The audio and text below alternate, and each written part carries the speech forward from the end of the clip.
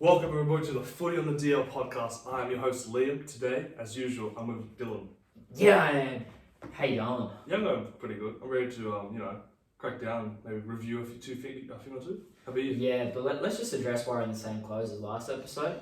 We're recording this all in one bunch, but yes, we also don't shower, which is completely not true. I have a job. We're recording all of these in one hit, so because we have things to do in our lives. Yeah. Allegedly. If sitting in your room and watching Netflix all day is something. Some people make money off it, bro. Are you ready to break down this review, man? Hell yeah, let's have a look at these bottom four teams. See how they went.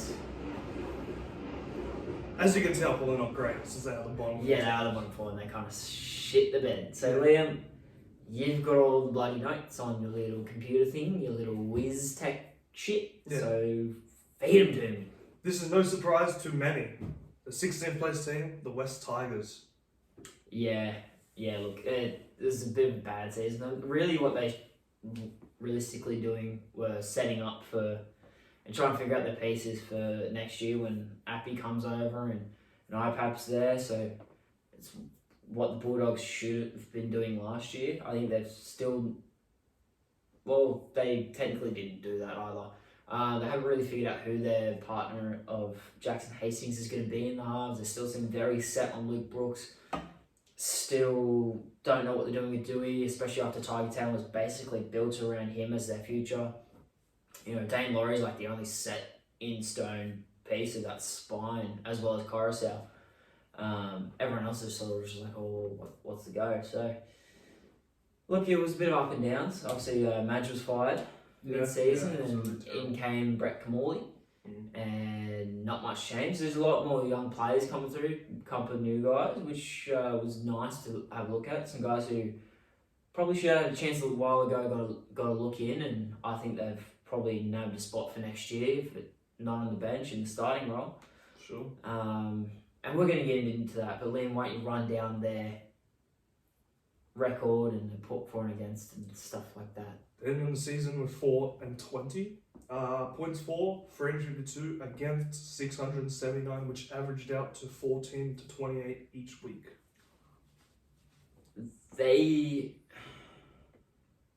I didn't think they had trouble scoring points. It was more defensively. It was keeping the ball, from what I can recall. Hastings was really good, but it was when it got to everyone else. It was simple mistakes, little errors, lots of penalties from my recollection. But look, I think it wasn't a horrible season. Obviously no one wants the spoon, but it's also the Tigers. You fire your coach mid-year, you get an interim coach who's now the NRLW coach for their squad. You've got a decent enough future coming through with some guys, and you've got, Sheensy with Marshall and Farah as the assistant coaches, I believe. That Marshall's tipped to be the one after Sheensy, so you got some promise there. And look, if they can't do it, who the fuck can? Yeah. Same as Hasler. But yeah, I think it was a season that you don't want to be proud of, but something where it's building to something. Yeah, but if you were to talk about this season, I agree they were able to score points once Hastings turned to 7. Yeah, 100%. Before I can remember that game against it was the a Titans. struggle. It was that game against the Titans where both teams were throwing to empty parts of the field because their man weren't there. It was bad. Yeah, it was bad. But I think they've found a lock. That's one shining light you guys have. There's a lot of negatives in this. Obviously, your losses, the sacking of your head coach, your wooden spoon. The fact that you only won 4 games, but you were robbed of 1 from the Cowboys. So there's one. You a top 4 side. You almost beat. Yeah. Riskily should have beat, but you guys got kind of screwed over. Hey, you guys started the collapse of the Broncos, so you're welcome. Exactly. Yeah. They did really well considering. Yeah. They've probably got Jackson Hastings locked in at 7 now. So you just need to find that 6, and you got to decide between Brooks or Dewey, and if it was me, I'd be taking Dewey and letting Brooks walk probably over to Newcastle, like has been linked to for years and years. But yeah, let's get into some of our footy on there awards for the team, shall we? Absolutely. And I think we start with the top tier. Yeah. Actually, we'll build to it. We'll build to our MVP. But let's start with one to watch. Rookie of the Year. Let's start with Rookie of the Year. Start with Rookie of the Year. We have named Freebarn. Tom Freebarn. Yeah. We named Tom because he hadn't played so many games, and we didn't want our one to watch to be the same, basically. Yeah. As the Rookie of the Year, because the Tigers announced their Rookie of the Year, and I'm kind of spoiling the one to watch by saying this. Their Rookie of the Year was Fanua Pole, and he's probably our one to watch just because he's probably going to nab a spot in the starting lineup realistically, or be a role on their bench next year, I have a feeling, just from the way he played. But Tom Freebarn was very strong when he did play in those 2 games. Was it 2 games? 3 games? 5 games. Holy shit. He was very strong when he played. Tom Freebarn. Yeah, and I would argue he got Rookie of the Year because he played double the amount of games. It was mostly quantity over quality. Well, not that he wasn't quality, but you know. Yeah. Yeah, you want someone who's going to play more games. Freebarn's stats for his Rookie of the Year season: 5 games, 2 tries, 2 line breaks, 130 tackles, 8 missed, 8 tackle breaks, 1 offload, 4 errors, 1 forced turnover, and 332 meters. It's not bad. Yeah, not bad. It's not bad considering, you know, in a couple of those games he wasn't getting a lot of minutes. That game where he absolutely kicked off and got a couple tries, he was starting, I believe. Yeah. And then he started another game, and then it was back to, I believe, the bench. So, you know, in those couple of games that he started, he was pretty good. And this being said, I think all of his games were without Jackson Hastings, their halfback. Exactly. So there wasn't much creatively happening there, offensively. So yeah, I'm very round of applause to Tom Freebarn. Got a bright future out of him, I think, at the Tigers. Yeah, absolutely. You know, us as a bright future, and we already mentioned it. Who's that? The one to watch, Fanua Pole. Fanua Pole. I think he's going to end up being a starting prop for them. If not next year, somewhere soon in the next 2 to 3 years. Yeah. They've got with Uto Kamanu, but who are the starting props this year? James Tarmo and what, Musgrove? Musgrove, yeah. Musgrove's probably more suited to a bench role, I'd say. I just don't see him as a starting prop at this point in his career. He was very serviceable, very good. That or they move Joe Ofahengaue up and keeping him out of 13. I think he was probably the best spot at 13 if they didn't use Peachy. So, you know, that leaves a spot for Fanua Pole. Probably lose 2 spots with James Tarmo leaving. So I don't see why Fanua Pole can't get a starting role and a huge uptick in production this coming season. So and potentially more minutes as well. Well, that's the uptick in production, yeah. Because he did get 43 minutes a game, which is pretty good for a rookie front row. Oh, 100%, yeah. But yeah, also 10 games, 1 try assist, 1 line break, 250 tackles, 12 missed, 7 tackle breaks, 2 offloads, 2 errors, 3 forced turnovers, 890 meters, 1 penalty conceded, and 2 try savers. Yeah, he's very solid defensively. He's got like good motor in him, I think. Yeah. He'll definitely be a good starting. He's got that starting prop mentality, I think so. Absolutely. I'm very keen on him next season. I think Tigers fans should be very keen on him as well. Yeah. What was the other award we had? I can't remember now. Most improved player. Most improved, Liam. Manu Brown. New Brown. Yeah. It was hard to find a most improved, to be honest, guys. It was really hard. Just because there wasn't anyone that really came out of sight. Like that was probably the most unimproved, which was Stefano, but I think he had a tough year coming back from an injury or whatever. Only played 9 games as well. Yeah, exactly. So he didn't play too much. He was definitely the biggest, I guess, flop from what we expected of him. But that's not an award we're going to announce because we don't want to keep it negative. Yeah. Especially at this end of the ladder. But New Brown, when he came back, what a story. Yeah, absolutely. I was very happy when I saw his name the first time. I remember saying he's gonna have a great year. And you were right. You're right. Yeah. You're right. I didn't believe you. To be honest, I didn't think there was going to be much to him. I thought he was just going to be another sort of no-name guy. He'll be a very good 14 or a good 13 candidate too. Yeah. He could be a decent candidate at lock. He played a bit of lock at the end of the season. Yeah, give him a full off season and put on a bit of size. Post World Cup, obviously. I reckon he could be a good candidate. It might even push Joe O up to prop, which I don't think anyone would be bad at. And Risco, I know we were saying Stefano would have a spot at starting prop, but after this season, I'd say Fanua Pole probably nabs that from him in a good off season. Yeah, I think that spot's up for grabs, and they'll be fighting for it. And no one's mad at some healthy competition. No, absolutely. In that club, if I'm the Tigers, there's almost no position that's just secure. You want the I'd say probably just if anyone, Appy, IPAP, Hastings, and Laurie. Exactly. Everybody else. Everyone else is basically up for grabs. Yeah. And hardest workers, best players. You know what I mean? Like I think that's the way it usually goes for these lower tier teams. Who impresses the coach the most? I should say. Yeah, exactly. And who suits the play style they're going for as well. Exactly. And I trust Tim Sheens is going to see the right guy. See that, yeah. Well, I actually have a feeling it's going to be a lot of what Benji wants for his. Yeah. Because there's already the plan that Benji's going to be the next coach. So why wouldn't Tim Sheens help to implement Benji's style so it's a smooth, seamless transition?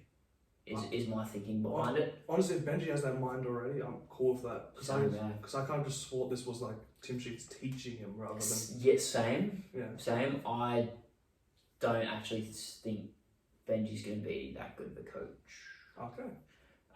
But happily proved wrong if he does come out and kill it when he gets the head coach wrong. Yeah. Happily proved wrong. But yeah, if you want to read out some Farnham Brown. He's got 13 games, 6 tries, 1 try assist, 6 line breaks, 1 line break assist, 318 tackles, 33 missed, 21 tackle breaks, 3 errors, 5 forced turnovers, 460 metres, 1 penalty conceded, and 1 try saver. He's Mr. Fixer-upper almost. Yeah. You know, he was... If you had to go the most reliable, I guess, for a team where they can just be everywhere. Obviously, I think the winner of that is Jack Bird, but you'd be pushing New Brown's name into there too. Just bit of 9, bit of lock. You know, Pro could be in the halves if need be. Played in the past. Yeah, so he's a bit everywhere. He'd be a great utility option actually. Yeah. If he doesn't get that starting lock spot, he'd be a good candidate for their 14 role next year. Yeah, I'm very happy with how the season played out, and I hope they keep him. Basically, and he was a real shining light for them this year. Yeah, absolutely.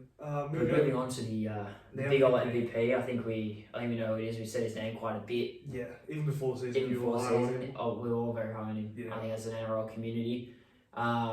Congratulations, Tigers MVP, Jackson Hastings.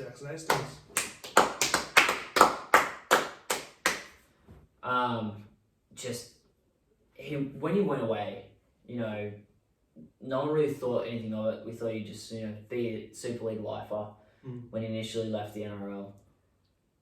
Goes away, I believe he wins 2 Man Steals, which is there, like Dally M.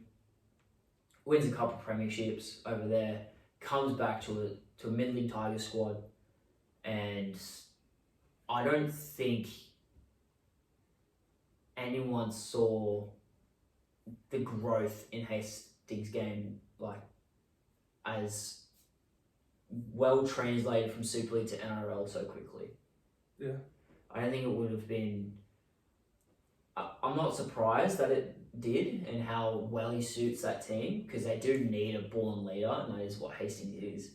Somebody who likes that control. But, you know, I can safely say I didn't expect this at all for it to be so quick. Yeah, because as soon as he was given the option to be 7 and be the captain, the leader, took it both hands, he fucking took it. I thought it was going to take a couple games for him to really sort of make his mark, but pre-season. Yeah. in the preseason when he was touching the ball every time they actually looked good, you know, and took the first couple games, you know. So I think, you know, they don't even come close to beating the Cowboys without Hastings. Yeah, because he moved over to lock, I think, for that game. Yeah. I don't think they even come close. No. Even at, like, to be a half, and then I know Hastings is a bit of a workhorse, likes to work his dick off a bit, but to move into lock and to actually do reasonably well there, considering no one except for maybe myself liked it. I'm pretty sure everyone was against it. Yeah, he played great there, actually, to be honest. He played really well there. If he wasn't their halfback they need, it's probably the right option. And you know what? And the sad thing is, it's probably going to take him out of his best position. Yeah. Because they're going to see how well he played there. They're like, well, I know he got injured, but Jackson Hastings did really well at 13. And we want a ball playing lock. And we want Luke Brooks. And we want Luke Brooks. Yeah. So hopefully they wake up to their senses and realise that Hastings is a 7 and a really, really good 7 who can win you a comp. Yeah. I think Hastings can be a premiership winning 7 for someone. Definitely, yeah. He's done it before. He's proven it in the Super League. I reckon he can prove it here. He definitely helps to keep squads good. Like if for some reason the Tigers let him go and he goes to another club and they win a comp in the next 5 years, I would not be surprised. No. But it had to be a top tier club. Yeah. Like with a solid roster. Like the only players I can think of is possibly the Nuts would need a lot of signings, but because they've already got a superstar there, I can see it. Mm. You know what I mean? As like clubs that need a 7. But it would have to take like a while. And they need to make some really good signings. I like the Doggies. Yeah. But I think they're good with Flanagan there, to be honest, and Burton. So the Tigers were 0 wins without Hastings. They got all 4 wins with him. That's probably no surprise. Which is, exactly. No surprise at all. They're a completely different side without him, which is why he was a no-brainer as our MVP. Yeah. He's an absolute no-brainer. He's like, I'm not even sure if his stats really convey how important he was to this squad, but I mean, we'll give it a crack, so Liam, go at it. 16 games, 1 field goal, 7 try assists, 3 line breaks, 3 line break assists, 321 tackles, 31 missed, 31 tackle breaks, 8 offloads, 11 errors, 7 forced turnovers, 2,165 metres, 2,708 kick metres, 8 post contact, 1 sin bin, and 7 forced dropouts. Yeah. I think that it conveyed pretty well. Yeah. The amount of the forced dropouts, the amount of repeat sets that generated in pressure, the try assists, the kick meters alone just shows how much work he got through. That he was so vital to this squad. I can't really say if he was there the whole season. Do they still win the Spoon? I struggle to think so. I don't think so. I think that would be like as promising as like to where the Bulldogs sort of finished up, but that wouldn't be win Spooners. I think they just switch one place. I think they go. I think so too. The Yeah. Warriors be last. I think so too. But who's to say he was also playing at lock when he got injured, so he may have been playing lock the whole time. Yeah, sure. So that's the Tigers. Before we move on, do we do an overall grade? Before their leaders, tries Momolo 12 tries and points Dewey 52. Right, yep, sorry, I forgot we were going to do that. With tackles, Joe of 882. Wow. Yeah. Joe O was another candidate for MVP, now I think about it. Definitely, but he's definitely up there, but I just don't think you can rule out the wins for me. The wins, yeah. The fact that was the big stat. Yeah. That really, like, I guess, put it over the line. For sure. But yeah, I guess we grade their season as well. It's got to be an F. Yeah. I mean, did we really expect them to go any higher up on the ladder? Like at the beginning of the season? Neither of us tipped them to be last. I know none of us tipped them to be last, but we didn't tip them that far off. Yeah, it's true, man, but to get 0 wins without a player. That's true. And he only played, 16 games? Yeah, in a 24 game season. Yeah, 24 game season, or 2 of them will be buys then. Well, so 26 game season. Yeah. Yeah. Yeah, to be honest, I was just probably going to bump it up to a D. Yeah. Just because of the couple shining lights there, but I'm trying to be a bit generous here.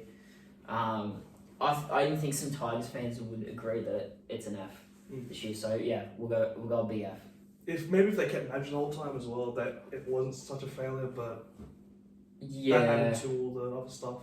yeah, true. It's not great. There was some good points there, which is another thing. I'm gonna go D minus because the Cowboys game and The Eels and Souths game, those 2 games, that's the best 16 teams looked against other teams. yeah, there was a couple shining lights there, and that's why I kind of want to do it. Yeah. There was a little bit more shining lights than a couple other teams in this, so Sure, yeah, I'm gonna go D minus. Cool. On to the next team. On to the next team. Who was 15th? The New Zealand Warriors. Yeah. Speaking of teams that didn't really have too many shining lights, No. another team where they lost a coach pretty early on in the season. Halfway through, I think. About that. Yeah, it was around the halfway point. A little bit earlier, I think. It was before Origin. Shit. It was before Origin, yeah, it was early. Nathan Brown obviously walked out. Same week as Madge, wasn't it? Because I think we had talked about 2 or 3 coaches saying. Yeah, it was, because we were talking about obviously who. We were saying Flano should have gotten a job. But So one will say same position. Yeah, similar position almost. Home games. Yeah. Just nothing clicked with Sean Johnson. We thought might have done a little bit more. Didn't really kick on. Yeah. Obviously, all the couple dramas there, a bunch of injuries, didn't help for sure. They started off the season pretty well. Yeah, got some. They looked pretty promising at the beginning of the season. Josh Curran obviously balled out for the first couple of weeks before he got injured at 13. Got some nice wins against Raiders and Cowboys. Yeah.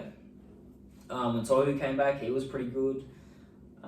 Ewan Aitken was Outstanding all year. outstanding all year, just missing consistency. Yeah. Had a couple of debuts there. Dejan Arce was really impressive for me. Ron Volkman, when he was there the couple of times, he was okay as well. But Reece Walsh was just, yeah, he's going to be a loss for him. But luckily they're getting Chance next year, so it's a little bit of a seamless transition there. They need a new goal kicker. But there's a couple of guys there that probably could do that. SJ was taking it near the end of the season. Yeah, I think they had to do that, so good on them. For sure. They ended the season 2 wins higher, 6 to 18. Points for 408 against the worst in the league, 700. They averaged 17 to 29. So they had the worst point differential in the league. They had the same, I think. No, they had a better differential than Tigers, which is the worst defense. Right. So they earned the most points. Yeah. Yeah. It's depressing. Sure. Yeah. Like that's part of it. I'm a big defense guy, as we've all learned throughout this year. Don't care how many points you can put on. You got to be able to defend. Sure. And not concede. Like what the Tigers were 14-28 a game, roughly on an average. What were the Warriors? 17-29. 1 point more a game. Yeah, I don't know. They led in 21 more points over the season. Okay, yeah, so that explains 1 point, and then so they could put on a little bit more. But then again, were they missing a half for their most vital half for what would you say, like 9-8 games? Yeah, I don't think they're missing half. I don't think they're missing Sean Johnson that long. No. You know, they had a superstar fullback. Tigers don't really have that. They're also missing Dewey for more than half the season. Yeah, more than half the year. They had Wade Egan there who did get injured at the back end. I think. He missed a couple games. He missed a couple games, but he was set in stone. He was very good, yeah. Tory Harris, yes, was out for a decent chunk of the season as well, but it's not. Everyone's got those injuries though. Yeah, everyone's got them. So I think that the Warriors season sort of wasn't great, and to hear that they've not got any increase at all in home games next season is really depressing. I wouldn't be surprised if because what they did for the comp, right? They kept us alive. Yeah, when they could shut down the comp by not playing. For sure. And the fact that we're not doing it, and one of their home games is a home game for Magic Round, is an absolute joke. I didn't know they did that. Yeah, I thought one of the home games is a Magic Round Oh, game. for sure they do an away game for that. That's a home game for them, That's ridiculous. which is a joke. I would personally, I don't see what's the harm, especially if you want to make this next team that you bring in a New Zealand team, in having the New Zealand Warriors home games all year round, except for Magic Round. I think they've earned that. I think they've earned it. I think they've earned it too. I think they've more than It's been earned what, 3 years? 2? More than about Jesus. that. Because now you can use that as a barometer of a market there. You know what I mean? See if there's enough there. You play this amount of games around Auckland area, which is like in Christchurch, and then go down to around the whole of New Zealand. And test different areas where you want a team in the North Island and then a team in the South Island. Do that, which I think would be pretty cool. I don't think there's enough junior development there, right? Because they're also competing with obviously the All Blacks as well, and on top of New Zealand, Australian teams trying to poach from there as well. It's tough. Very tough. Very tough for them, as just the New Zealand Warriors. So, I think that speaks volumes, because how many of the New Zealand Kiwi squad are Warriors? There are very little Warriors in that squad. Yeah. Let's start off with their Rookie of the Year, Liam. We have Valia. 10 games, 7 tries, 2 tackle breaks, 3 line breaks, 3 line break assists, 93 tackles, 35 missed, 19 tackle breaks, 8 errors, 2 forced turnovers, 831 meters, 2 post contact, and 1 try saver. Yeah, I believe from memory, and the main reason I think we did it and picked Viliami Vallejo was that he had the game where he absolutely stunk it up against the Storm, had a ton of errors. That was Cossi. That was Cozy? My bad. Well then Vallejo, I get it mixed up, I'm sorry. He was a rookie because he played before this season. Right, you're not wrong. Vallejo was just sort of consistent, basically then. I get it mixed up, guys, I'm so sorry.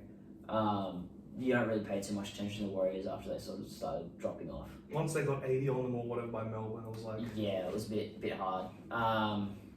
So Vallejo was just really consistent. And to be honest, I don't think there was too many candidates for them to be Rookie of the Year. Yeah, I think because he did get better at the end of the season. He got really good. He got really good towards the end, and I think he's going to have a pretty good year next year. He gets that consistent play time. Yeah, he just needs consistency. And they need shot. And if they're going to keep one of the 2 centers there, from this year, I think it's got to be him. Over Marcelo Montoya. I thought he was on the wing. I think they've moved him, but he was playing a lot center. Yeah, I'd pray him on the wing. Pray him on the wing, to be honest. Yeah. So does that mean you drop Cossi or DWZ? Probably dropping Cozzy. Okay. You put probably Murata near Corey in at centre, just defensively. That's probably it. To be honest. I don't see. Yeah, I don't see where else he'd play. He's not going to get a back row spot. They're kind of stacked there. Yeah. And Locke as well. And Locke as well, yeah. So I think he'd be a good pick-up at centre. That or Dylan Walker at centre. People have said I think he's probably better suited as their 14, but and the New Zealand Warriors, they've got some good signings coming over for next year. Absolutely. You got Mitch Barnett coming over. You got Chance. You got Nia Cora. You've got Dylan Walker.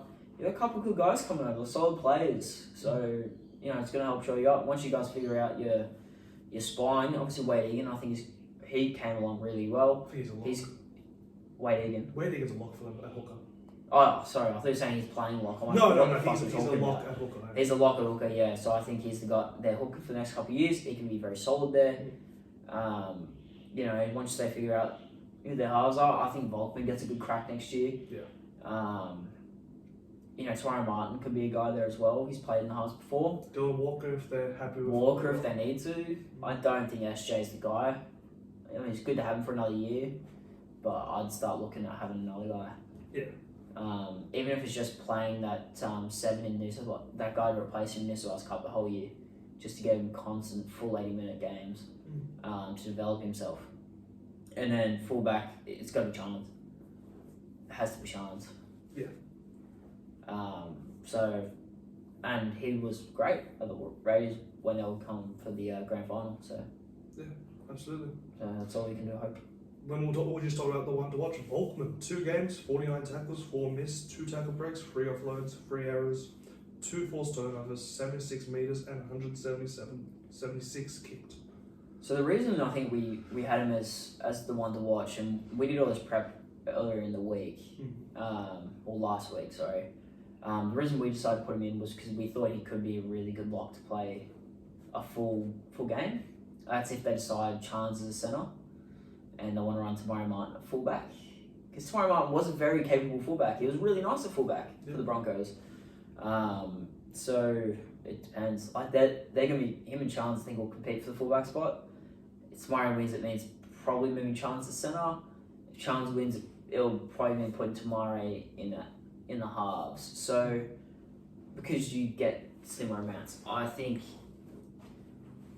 depending on that battle, we'll see Volkman get hopefully a full season. Obviously, they still can make more signings for the year. I can have a look at a couple people in the World Cup now, and I think Volkman's going to be really good. There's a reason why the Roosters covered him for so long. It's just that he had a better opportunity, and the Roosters are pretty good for that. Let people go. Yeah. If they've got a better opportunity somewhere else. For sure. You just bring that up. Like, their centres are so much better. That defense is going to be way better than this previous season. 100%. Yeah. Even if you still keep Valea Yeah. and you run Chance and then Nia Cora's off your bench, like that's still pretty solid. Chance is a pretty solid defender. Yeah. Valea's going to have a full season under his belt. It's not terrible. I don't mind it. Yeah. I don't think they're going to let 7 I'm not against it. Yeah, they shouldn't. Yeah. Especially when you have Dylan Walker come in as your 14. Nia Cora is just going to be a solid defender, a solid line runner. Coming off the bench, you've got Mitch Barnett, who's great at that as well. Exactly. Josh Curran, Toya Harris, Jazz Tavang is still there. We've got quite a few players there. Good forward pack coming. It's the one good thing for like these lower tier teams. Some of them have got quite a lot to look forward to. Yeah. I think. You're getting some New Zealand players that want to be in New Zealand and want to play for that jersey, Chance. And these players that they've signed over seemingly want to play for the jersey. Because they know they're going back to New Zealand. Nia Cora's going back to his home. Exactly. Same as Chance, putting some respect on that jersey. It's when the Warriors were good, their NRL squad made up a decent chunk of the international squad. Yeah. So hopefully it's leading to that again. Sure. I'd love to see it. Yeah, I forget about them. I'd love to see the Warriors be good. Well, it's so much fun when the Warriors are good. They're such a fun team to watch. Most improved with Kossi. Yep. 11 games, 8 tries, 1 try assist, 11 line breaks, 37 tackles, 9 missed, 20 tackle breaks, 1 offload, 16 errors, 3 forced turnovers, 1,277 metres, and 1 dropout escape, 1 goal line escape. Now we've said that, I think we probably could have gone Wade Egan as a good candidate. I think Wade Egan was pretty good beforehand. Yeah, which is why we didn't. Yeah, Kossi was really bad that Melbourne game, and he improved so much. Yeah, which is what there was the most improvement within a season, which is why we decided to give him the. I don't know if it's if I read it online, like Warriors fans, like with a group I'm part of, or I listened to a bloke in a bar, but they called his corner that he scores like Kossi's corner. So to go from that Melbourne game to like fans calling, some fans calling a corner yours. Yeah. It's like a huge improvement.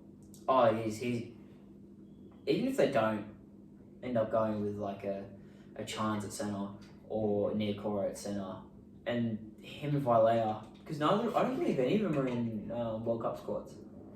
Yeah, I think either one are. Yeah. So they can probably spend the whole off season getting their body right, and then working in pre-season just solid defense, getting different looks at them in offense, defensively, and they could shore up themselves really nicely. So, could be really good.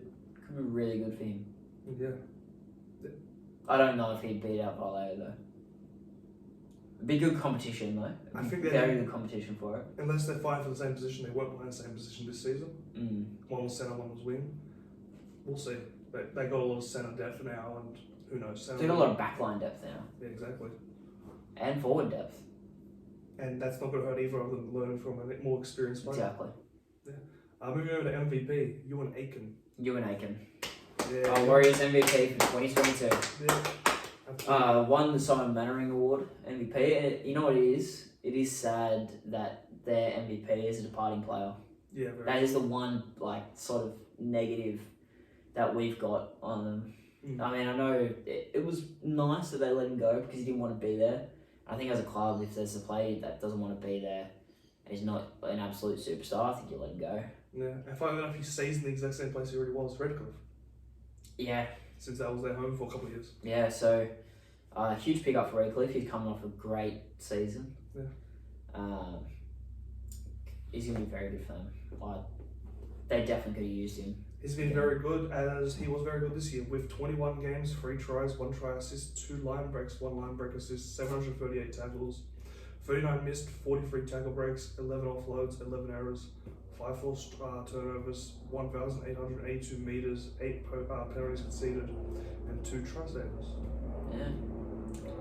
What can I say? Mr. Consistency. Absolutely.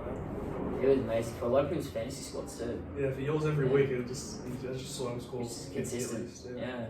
Consistent guy. We'll move on to the team that came 14th then. Actually, before I forgot to do it again. You want to do it again? Okay. Top try scorers, DWZ with 9, and points, Reece Walsh, 104. What about tackles? Ewan Aiken, 738. There we go. Yeah. Let's move straight to the 14th, shall we? Team 14th. Newcastle Knights. Oh, we didn't grade over the Warriors. F. Yeah, I did go in the top 8 teams, so I'm going to go with F as well. It's not that I didn't think that they'd be better, I just thought that they'd do a bit more at home, and they really didn't. There was that one great game against Tigers. Yeah. The Shuey guy, and then they banned him for a little bit.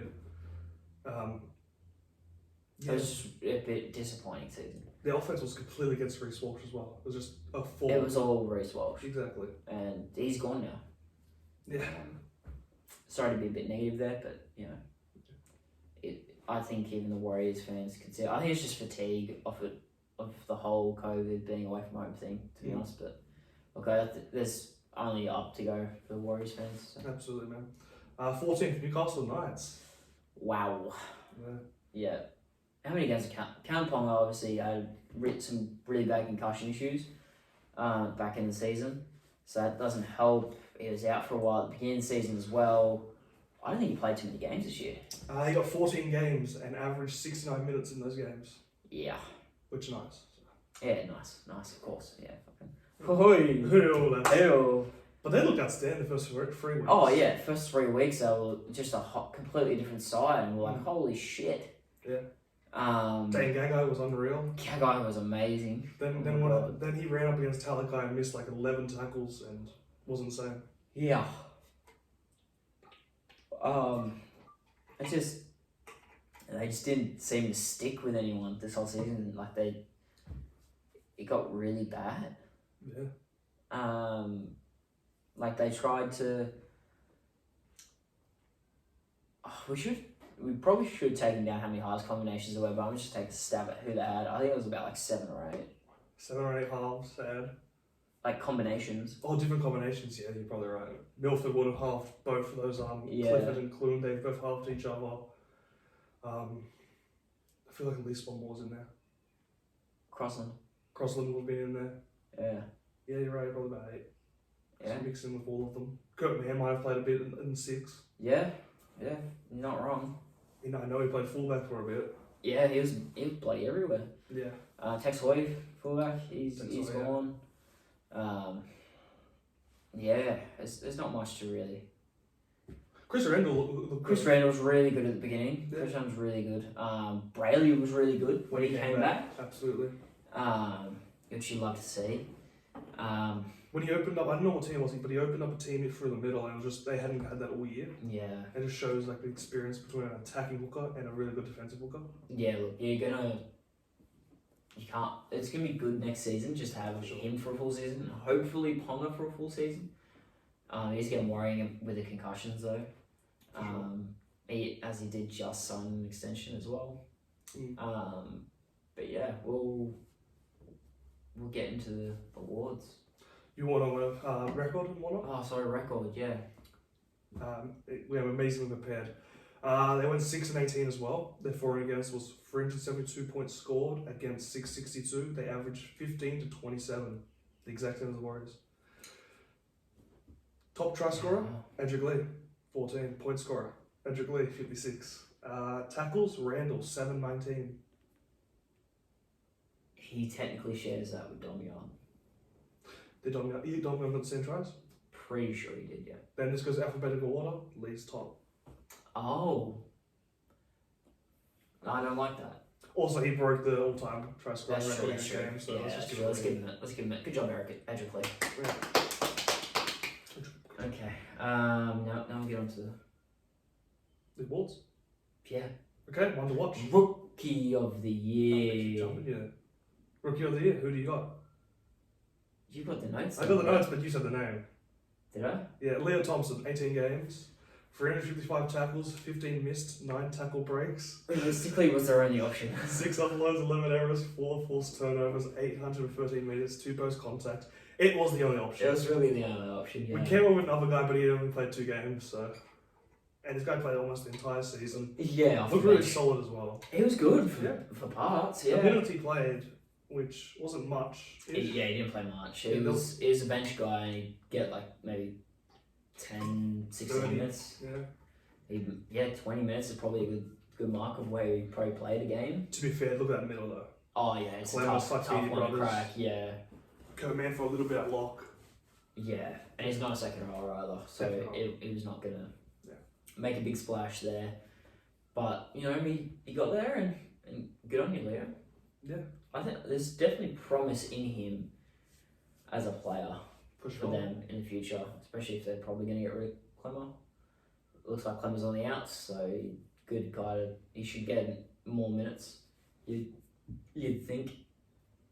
Although Adam Elliott's coming in, so Yeah, kind of makes it tough. for sure, man. We'll go into the more exciting one to watch. One to watch, Mapapalangi. Christian Mapapalangi. I'm surprised I got that right, to be honest. I'm not. You're a stud. You're much better at You're a names than I am. stud. Thank you. 2 games, 1 try assist, 1 line break. Why am I? Yeah, sorry. 1 line break, 1 line break assist, 30 tackles, 3 missed, 8 tackle breaks, 1 offload, 2 errors, 1 forced turnover, and 257 meters In 2 games. in 2 games. As a half. Playing center. Playing center. Now, he probably won't get much game time at all next year because he's a half. But if he does, he's going to be in the halves as a 6. They don't have Milford. Nope. Clune, Clifford, they need to stick with that after a while. He's got to compete with what? Tyson Gamble? Tyson Gamble. I think he's a little bit more exciting than Tyson Gamble. Yeah. Tyson Gamble's going to work his ass off, but this kid on NRL.com, it says half. It doesn't say 5/8. Oh, it just says half. So he could be a half back, which, if he can play centre there, that's a mark of a great footballer. And if he comes out to be an amazing 7, fuck. I think you might have to give him a 7 as well. I think yeah. Gamble's But a 6. Gamble needs someone experienced though. Yeah, true, yeah. So I'd probably go alongside Clune. Probably the guy pick. Yeah, Clune or Clifford with him. Gamble would be a nice 14 for him, but they've got a lot of people who can play 14. Yeah. They've got a lot of like guys who. It'd probably be Kurt Man. It should be Kurt, man. Yeah. Adam Elliott lock, yeah. Yeah. Fuck this. I don't know what they're doing with these signings. Tyson Gamble's sort of a weird Yeah. signing too. Since they don't have 7, that was a weird signing. Yeah. I still got someone in the works. Mitch Brooks. Pearce coming back? Mitch Pearce is better. That's a better pick. He's not. But he Oh, won't, so come, they'll he put won't that come in. back. He won't come back. Yeah, probably not. Well, if he does get consistent first grade time, I think he's going to be really good. Those 2 games, yeah, they were kind of probably the best he could play in that scenario, but they were just outstanding. Yeah. They were great games, and he was just exciting to watch. So he could be one to watch, maybe not for next year, but for a couple of years down the line. Yeah, absolutely. And hopefully he sticks with Newcastle and they keep a young guy. Yeah, because I believe, and before we leave the Knights, you've got a 1 to 17 of people left. Sure, but before we go into that, I'm going to see a most improved player. And an MVP too, but we'll go most improved first. Dom Young, 20 games, 14 tries, you were right. 1 try assist, 15 line breaks, 103 tackles, 27 missed tackles, 67 tackle breaks, 13 offloads, 22 errors, 7 forced turnovers, 2,696 meters, 9 penalties conceded, 1 sin bin, 3 try savers, and 2 escapes from in goal. This year, I put him up there for most improved, and I threw his name in the hat because, one, I don't know too many people who would have beaten him in that squad for that, but also the season before a lot of people struggled to picture him as a consistent first grader. He just struggled to make the leap, but this year he looked like he belonged. Sure. And he knocked down, I think, his missed tackles quite a lot. His errors were still high, but I don't think they were as bad as before. I think him having, I believe it was Dane Gagai inside him, did help him a lot to become more comfortable. And sadly, Gagai fell out of form, but I think if Gagai was in form for a lot of the season, we would have seen an even better Dominic Young. That being said, it doesn't hurt that Gagai had a different half pairing almost every week. Yeah, of course, that makes it tough. Yeah. And for him to do what he did this season with different halves pairing almost each week is pretty impressive. I think Dom Young's going to be a good wing option. Plus, he's so fucking tall. It's going to be a good wing option for them for a while. For the future, yeah. If they can keep him around. He'd be on very little money coming from the Super League. Going to be an international, as we said earlier. Playing for England squad, which means he's just going to get better learning from those players. Exactly. Learning from, prep from, Victor Radley. It's going to be fucking huge. He's gone back to back. 4 Premiership winner. Yeah, Victor Radley, yeah. Premiership winner. So Doesn't have to play alongside Victor Radley at all. Or it could be on the same edge. Hopefully. You'd love that. Just a good ball player.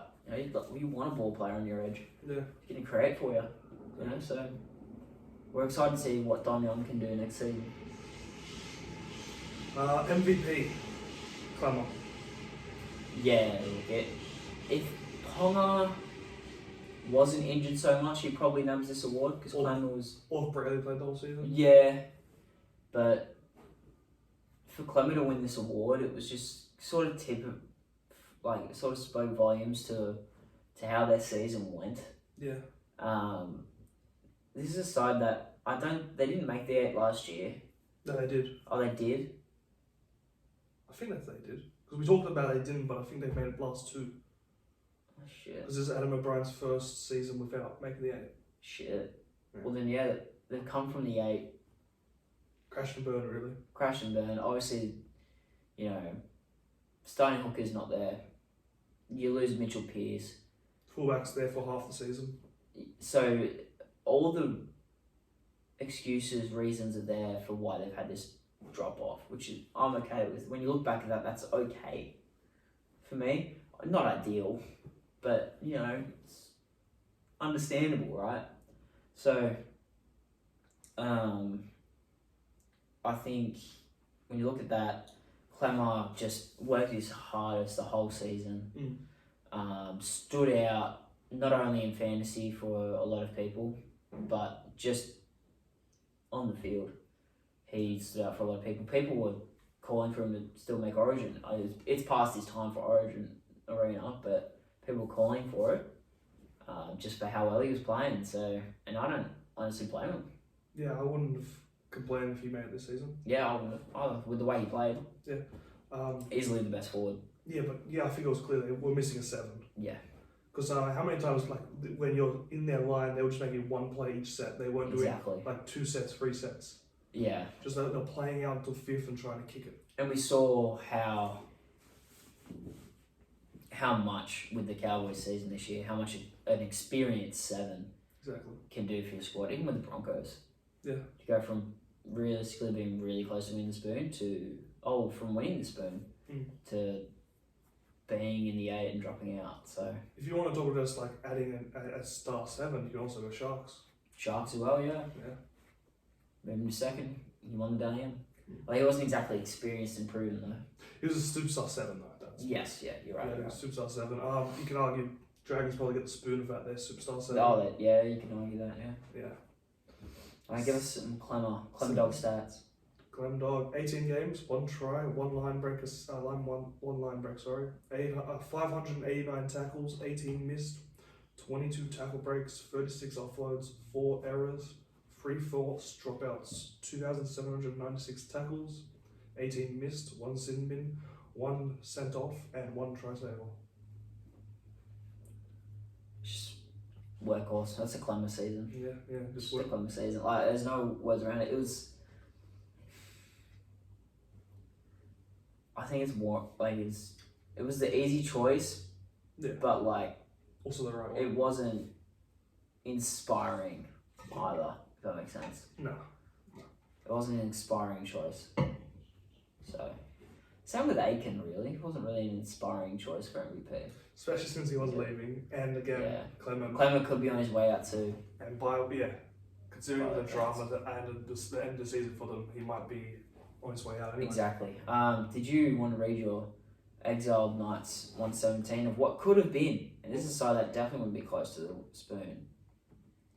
It's likely a top 8 squad. Yeah, mostly just the young dudes they missed out in the last couple of years, about 5 years or so. People that have had a little cup of coffee there, been around the junior pathway system, and have left.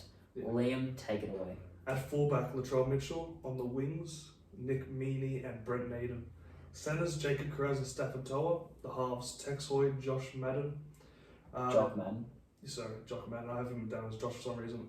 The props, Josh King and Joe Tarpanay. At hooker, Tom Starling. The edges, Bo Fermor and Hudson Young. Max King at lock. Zach Wolford. I was at 14, 15, 16, 17 is Zach Hosking, Herman Esiesi and Sam McIntyre. Wow. Yeah. So to go in depth into this, Cholmere obviously being Qatari, would have been in that Central Coast system. Did play the Central Coast Roosters for a little bit, so Newcastle can definitely have a look at him. Definitely did. I think he did training camp at Newcastle as well. That's from Bloke at the Bar. I think you said Matty Johns said it or something along those lines. They said he was at the training and that's how a Rooster scout saw him. Yeah. Then also Zach Hosking was a junior. They played in their under 20s. I believe he was the captain of the under 20s. And the Newcastle Knights didn't do anything with him. Broncos see what he can do. They snap him up. Look at him. Now Penrith has signed him up. Yeah. Who else did you have? You had Meaney. Yeah, Nick Meaney on a wing. Now with the Storm, he's won a premiership. Yeah. Brent Naden technically has been a part of a premiership winning squad. Played in grand finals. Reason solid. He probably, I wouldn't say he cracked the squad now, but he's a solid player. Stafford Toa had played a couple games for him. Now with the Tigers, solid. Played a lot of games this season. Kiraz was up there in Rookie of the Year. Yeah. Very solid. Now going to lead his international at the fullback. Exactly. Your halves, who'd you have at 6? Tex Hoy, who's on his way out to Super League. Yeah, but they did give him a look. Yeah, he looked promising though. Yeah, every time he played good. 6, he looked or fullback, he looked promising. Jock Madden, now with the Tigers, don't know where he's going. On his way to Brisbane. Yeah. With the release. At 8, you had Josh King. who just played a bunch for Storm. Storm, yeah, at lock. Yeah. 9 was Wolford. Starling. The other. Both Raiders halves hookers right now. Yep. Yeah. Both are. Who just knocked out Storm for the first time in how long was the rule? Yep. Yeah. You got Taipane as well. One of the best forwards going around. Probably the best prop in the game. You had Zach Hosking, obviously. The edges though. Both Hudson Young. Both former and Hudson Young. Wow. I think it came out like not long ago about their footage and like photos in their Knights gear and just let them go. Just insane. And Max King had a reasonable breakout year. I didn't know Max King was a Knight. I knew he was a Titan, but I didn't know he was a Knight. I knew he was a Knight because Max King, Josh King came in together. Oh, okay. Cool. Yeah. And Herman Esiasi, like he's been bouncing around the league, but I don't know, every time he gets to a new club, I think he's going to break out. Yeah. Sam McIntyre played hooker, played prop, played everywhere. Man. Last season. Yeah. Well, Knights, what are you doing? Start looking at your juniors. You have good juniors, clearly. I don't know what Brian said during the season that, like, maybe last, that their junior season needs to be completely fixed considering how they've been looking at it over the last few years. Yeah. And that's the coach they want to get rid of, the one that wants to develop young guys. Like, Makes no idea what they're doing. Zero sense. Yeah. We'll move on to the team that came, 13th, finishing off this bottom four. Finishing off the bottom 4. Gold Coast Titans. Oh, grading the Knights. Grading the Knights. I'm going to go with D. Just because of all the injuries there, gives them that bit of an excuse. Yeah. Otherwise, it'd be an F. Yeah, we doing minuses or plus? I did a D- for the Tigers. D- then. Okay, that's fair. So we go on to team that came 13th. We'll go on to the Titans. Let's go. Titans. Tits. Let's go. Titans. Same records, 6 to 18. Points for 455 against 660. They averaged 18 to 27.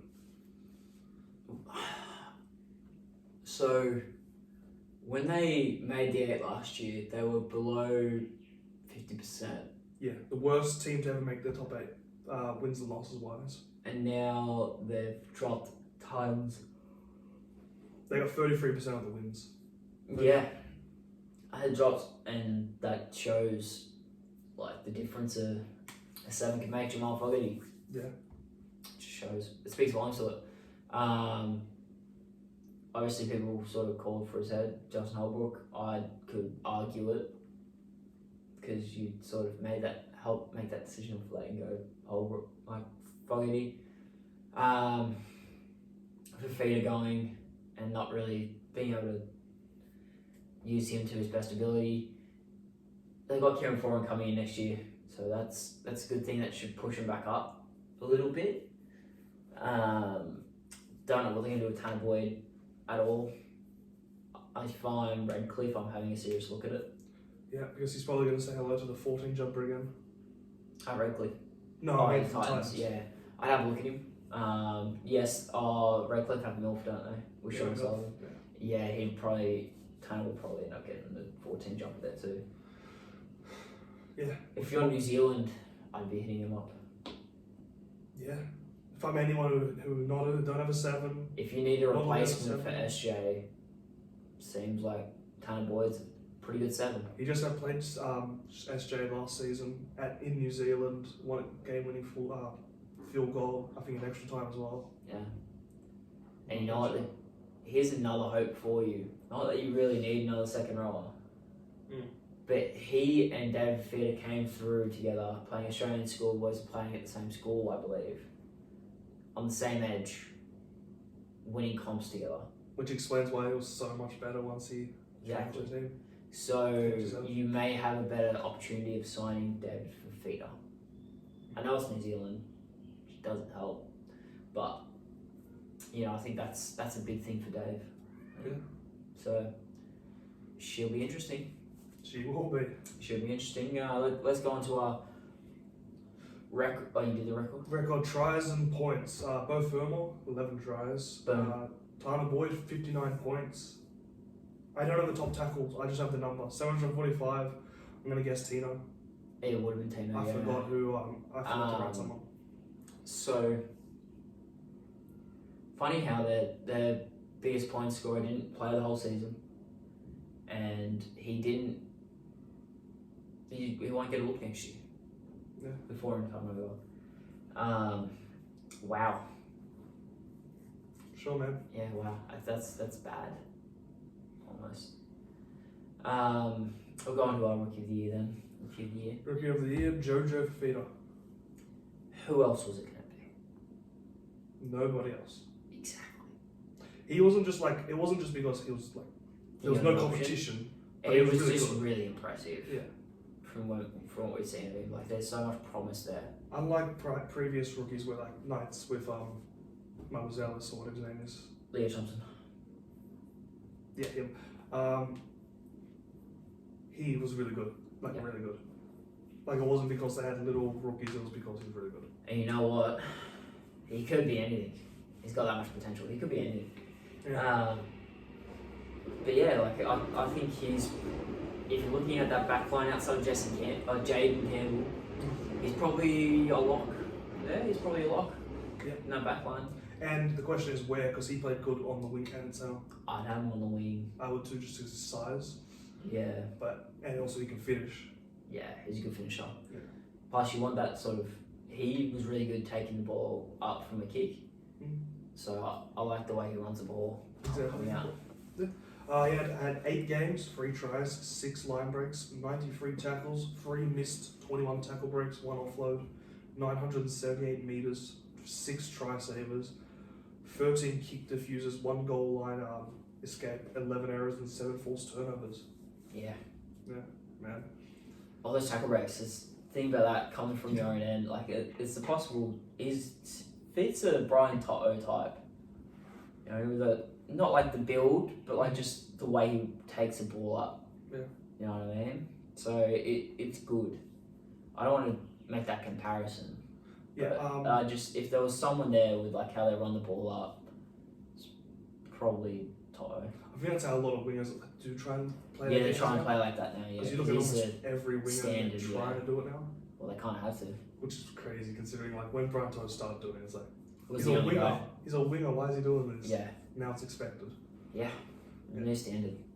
A lot like people's opinion of Latrell with his meters gained and whatnot. But yeah, Yeah, I think Jota's going to have a really good year next year. If he Also- can get a full 80 he also full season. really good defensively as well. Yeah, very good, very good. If he gets a full season in him, I'm going to be really excited. Yeah. So what he can do. He could, like, how many tries did he score in those, 9 games? 8 games, 3 tries. 8 games, 3 tries. I think that's a really good record for a rookie. Yeah, for sure. And with an experienced half there now too, you know, you're going to have a little bit of a better squad possibly, or at least better structure in it. I can't see that's getting better. I'd put him down for at least 12 tries next year. At least. Yeah, same. If he plays over 20 games, yeah. Yeah. One to watch, Aaron Clark. Aaron Clark. Now, normally from what we've done so far, it's been young guys getting a look, but we've got Aaron Clark because he's going from hooker for most of the year down to lock. And we've got him as a one to watch. For him as a lock position, we think he's going to have an absolute breakout season at the 13 role there for the Titans. Sure. Yeah. So we've taken his stats from his 2 games at lock. And Liam, why don't you read those after me? They weren't like big games either. They weren't big minute games. Yeah, they weren't great, but like the little spurts he was part of, Like very the promising. team looked better. Yeah. Which is why. Which is good considering literally the only lock throughout the whole season was Tino. He was just Yeah. arguably just Workhorse, just yeah. 1 line break, 90 tackles, 13 tackle breaks, 10 missed tackles, 6 offloads, 1 error, 311 meters, and 4 offloads. I think that was under like 40. That was around like 40 minutes. Yeah, I forgot to put in how much minutes he played. Yeah, they weren't much. But since it wasn't all just at lock, he played a bit of hooker in one of those games. It's hard to. I have to rewatch the games and. Do you want to? I might be able to quickly check while you run through something. But on fantasy. Oh. Ideally. But yeah, like he was very, very solid. I have no qualms to that. Where's the search? There we go. weird on your phone, Liam. Thanks. God damn it. Profile. So I believe they were in. I think they were in like 2 games or something. Was it 2 games he played? I think so, yeah. So there was a game where he played.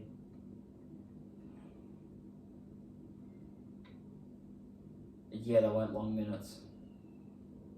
They were like under 60 minutes. Yeah. Each game, and even then he would have played a bit of stint at hooker as well. So let's say 50 minutes. Yeah. Each game, roughly, for those stats. It's not terrible.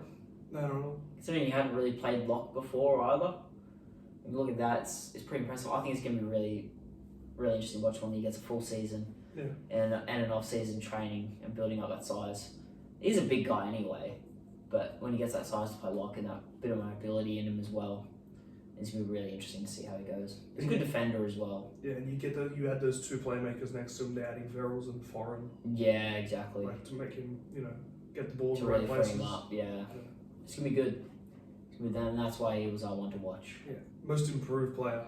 This one's pretty obvious. Bo Fermor. Yeah, I think it couldn't have been anyone else. Yeah, 23 games, 11 tries, 3 try saves, 6 assists, 10 line breaks, 3 line break assists, 745 tackles, 58 tackle breaks, 67 missed tackles, 10 offloads, 27 errors, 1 forced turnover, 2,663 meters. Yeah, I mean to go from like being just a bare bones first grader to like no one really expected him to, no one really knew what to come from him. He was just gonna be solid.